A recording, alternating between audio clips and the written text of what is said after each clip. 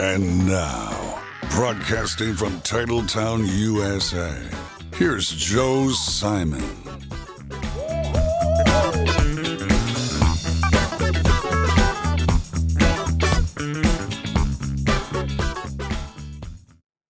Hey, we got a fancy show song and everything, and the guy who sings it, Brian Duncan, continues our conversation. This is part two in our People of Interest with Brian Duncan. Well, welcome back. Yeah, welcome back. You were telling me off mic a little bit about the story behind that song, Rock Solid. Would you just kind of share that with the rest of us? Well, the Sweet Comfort Band was my original Christian band. We did like 6 or 7 albums, and we were a band for about 10 years. Yeah.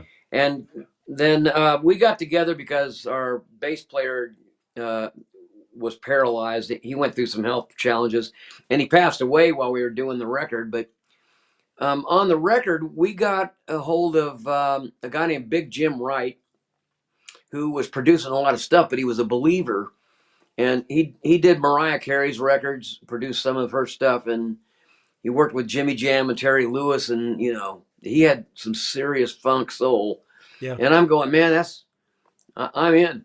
So I did that record for free. I'm just going, I'll come if I can write the songs, about where we are now and not just rehash what we used to do. Then I was in for it. But he was one of those guys that come in and he'd start some song and he would just write off the cuff. I mean, and that song there, you picked the one song I didn't write. Because in this world, things keep changing. But you did sing it. Can't count on nothing.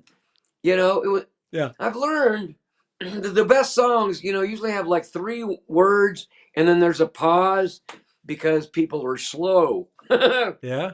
So it's like I love you. Like. Yeah. The dumber you dumb it down, the bigger a hit it is. Has your voice really changed much from a few years ago? I mean, can you get it to the point where you can get in the studio and you can still do it? The studio scares me to death. I'm still doing stuff, but yeah. I live in the desert right now, and this time of year it's cold and dry. Okay. And my voice goes really, scratchy. Okay. And plus, after the COVID pandemic, we were dang near unemployed for about 3 years. Yeah. So, I mean, whatever you don't use stops working. And, I wasn't singing that much. So, I'm afraid to go up for some high notes because I might throw my back out. Yeah. Yeah. That's a real thing. I remember watching the Eagles documentary, and I can't think of the guy's name who used to sing probably tenor. And in that documentary, he was talking about Timothy. He was with Poco. Timothy B. Schmidt. Timothy B. Schmidt. And he was talking about the stress of hitting those notes in the song, I think that featured him. I Can't Tell You Why. I love that song. He sang on my Christmas record, Christmas is Jesus. Is that right? Yeah, he came over and sang on it because we did another song the Eagles did that I really loved was Bells Will Be Ringing. Yeah. The glad, glad news. He was in that, I'm sure. But I love that arrangement and everything. So we did that on the Christmas record because Please Come Home for Christmas sounded like an altar call to me. And so we got him to come over. We were recording up in North Hollywood. So, you can find a lot of those guys just wandering around. Yeah. Yeah. Another Christmas album is Michael McDonald has one. And there are some songs on there that I can't think of right now, but there's one that is a heavy R&B. We could do that I in know. church. I used to listen to his songs. I listened to his Christmas record in the middle of summer, and I recorded one of his songs that he wrote with Mary Beth Jordan. How does it go? It's in you. I found my peace. It says, oh man, I can't think of the lyrics, but it's just stunning, and I had to do it. It was one of those. it's more for me. It's more about the lyrics. Yeah. I think he did some old school, church hymns on that Yeah. record. But Yeah. um, So you're, Peace. If you look up Peace by Michael McDonald, yep, that's the song. I recorded that song. I That is the recorded it. song. So speaking of Christmas music, I've got it has a soprano in it. It's probably the best version of one of the oldest traditional Christmas songs, O Come Emmanuel, and you sing that. Is there anything that comes to I mind? used to sing that. You used to I sing used to that. sing that. Yeah, there's some stuff in that are just in the stratosphere. Yeah. I mean, 2 octaves above middle C, and it's like I used to hit those, but I'd be afraid to take it on right now. Yeah. That soprano player that's in there reminds me of Branford Marsalis. It's just that kind of off, that Sting sound to it that he's famous for, Hmm. accompanying Sting, the singer, with. And then the way in which you interpret that song, um, it sounds personal. It sounds very personal. Well, what? There was a lot of people on that record. I mean, a lot of people. Arrangement and writers and some of the best musicians that you can find in Los Angeles. So I can make any song, that comes from my own spiritual background pretty uh, uh, full of conviction because it is my convictions. But I don't remember, that being a particular song that I jumped on. We had the Hollywood Presbyterian Choir at Capitol Records come over to Capitol and do a bunch of the big choir stuff on that record. Yeah. There was a 120 voice choir, and it's like, man, So that this was is real bigger. I grew up in a little church for 200 people. Was a good Sunday. for the And entire church, not the choir. yeah, Yeah. no, the choir was 5 people. Yeah. If you had that, so um, I almost couldn't relate to some of the really high church stuff. Wow. It was it seemed almost more Catholic, Yeah. to me than or whatever the liturgical groups are. Yeah. I never had a tradition like that. Right. Well, it's that there's some songs there, and then you mentioned Peace, and man, it makes me want to I pull it out have and listen come. to it. That's the word. I have come from so far away Yep. down the road of my own mistakes Yep. in the hope you could hear me pray. Oh Lord, keep me in your reach. That's my That's from song Peace. right there. Yeah. You want to talk about, yeah, it's the lyrics, man. It's personal. I probably felt more personable about that song than anything on that record, and I still sing that at Christmas time. That's great. So do you still have some church dates? Do you still have church concerts, or are you open to that, or what's Brian Duncan up to today in that realm? Well, I still do concerts, but they've thinned out a lot. After my concert schedule never came back much Yeah. after COVID, and I think with the turnover in church has just been incredible. I mean, most of the pastors and promoters that I knew are retired or they went bankrupt, not doing concerts, or they've moved on to a different kind of church music. I'm at an age now where we sit on the back row at church. It's like Hmm. uh, it's a different kind of music. The worship music is new people, and Yeah. they're younger, and Yeah. can't argue with that. But Can we talk about um, that? There's some, since Hillsongs, there seemed to be a turn of some kind. And then, fast forward 10, 15, 20 years. Um, what what do you see happening there? Is that a good thing? Do we need to get back to more traditional sound? What are your thoughts on that? well, I think every generation has to find um, work out their own salvation in fear and trembling. I can't find Jesus for you. So I mean, as much as I complain about not liking the music, it seems like it's like after getting out of high school and then you go back to first grade and you remember it. You're going, yeah, I remember this, but it's Yeah. not challenging to you.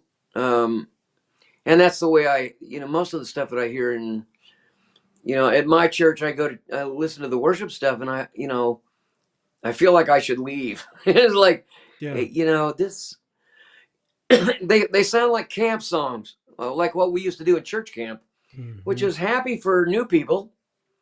And, so my biggest thing is I played with the worship team for a while, but it was depressing me more than it was making me want to worship, because it's just not the way I worship. Yeah. Yeah. Give me a strong backbeat and let's bring the house down.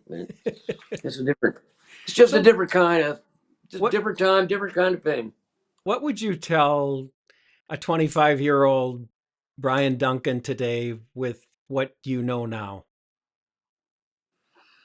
I wouldn't tell him anything because I'll just tell you he wouldn't listen.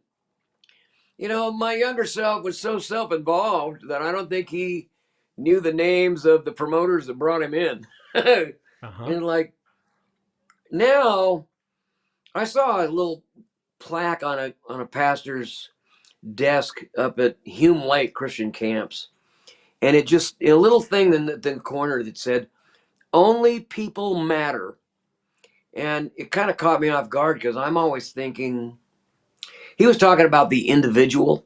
Yeah. And, as preachers and singers and artists, and we're always trying to get a bigger crowd, we're always trying to reach the bigger audience. And, we define ourselves by how many records we sold or how many church services we have.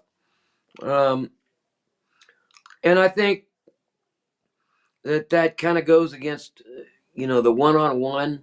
I think the Holy Spirit speaks to individuals in a language that they get. And, so I don't know. That's how I've changed, and that's how Nutshell Sermons came about. Yeah, let's talk I about that. wasn't I wasn't doing enough concerts. I mean, it was I needed a second job basically. So I started thinking about what I could do, and I heard a newscast that said that these people were making a significant amount of money doing podcasts, talking about nothing. And I called a friend of mine who did his life recovery thing, and he would read through the Bible, and and that was his main principle. But he says, "Yeah, I don't. It's not huge money, but it brings in some money."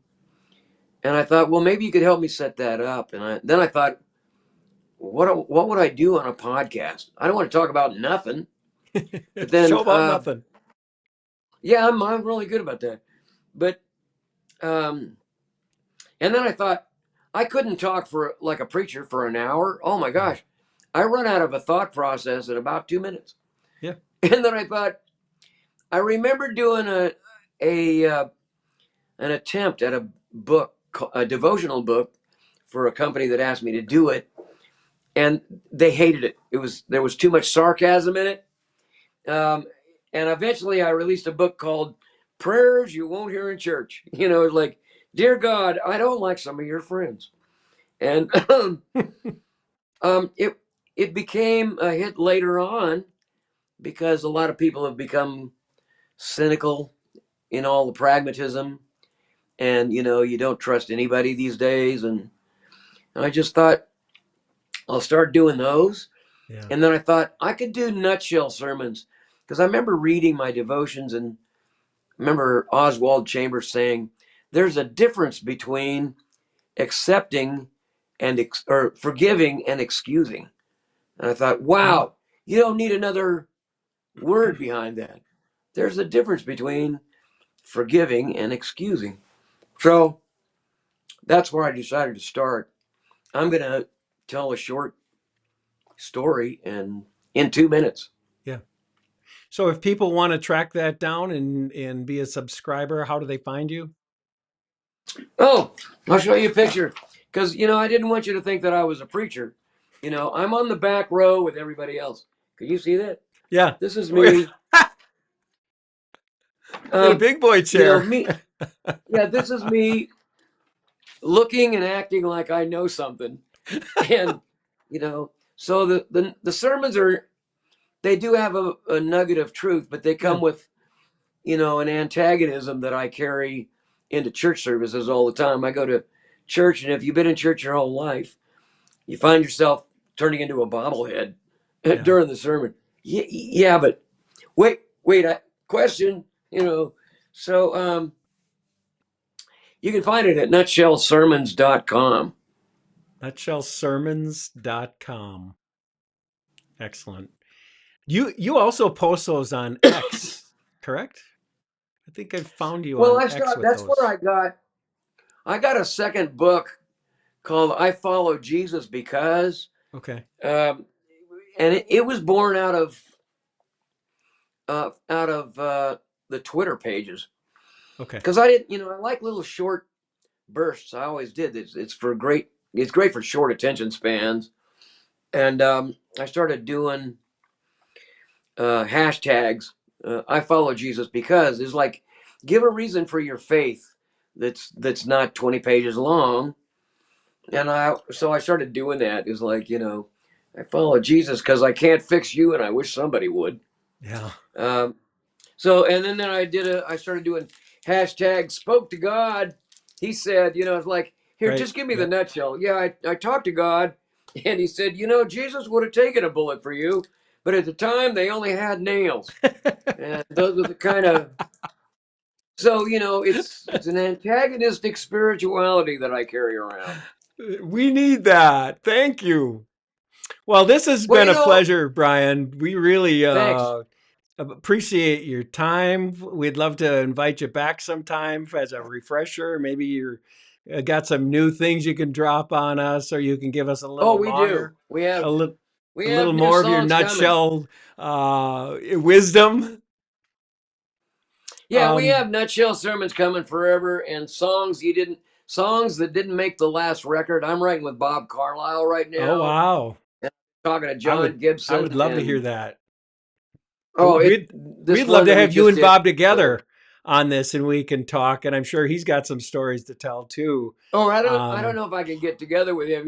He lives in Las Vegas, and he turns down most stuff. He's a curmudgeon these days. Well, there's nothing wrong with that. We can do the remote, but that's for another conversation.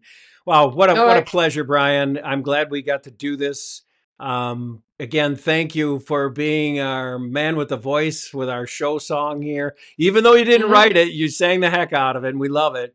In this world, you want me to sing it going up? Yeah, you can sing it going out. Can't count on nothing. Nothing's for sure. It's like shifting sand. It's so insane. So trust in Jesus. He stays the same. Rock solid. There you go. See you, friend. Your last name is Pugh. You've been listening to the Joe Simon Podcast. Big ideas with powerful stories and real-time solutions. Business succession planning, executive benefits, employee benefits, tax beneficial savings, and more. Remember, information discussed here today is dated and not specific to your situation. Always seek personal counsel from qualified advisors. For more about Joe Simon, go to DaVinciInsurance.com. Joe Simon is a licensed insurance agent in the state of Wisconsin. Licensed to advise on accident and health, life insurance, disability insurance, and annuities, as well as qualified long-term care insurance. Make sure to visit the DaVinciInsurance.com archives for more of our podcasts.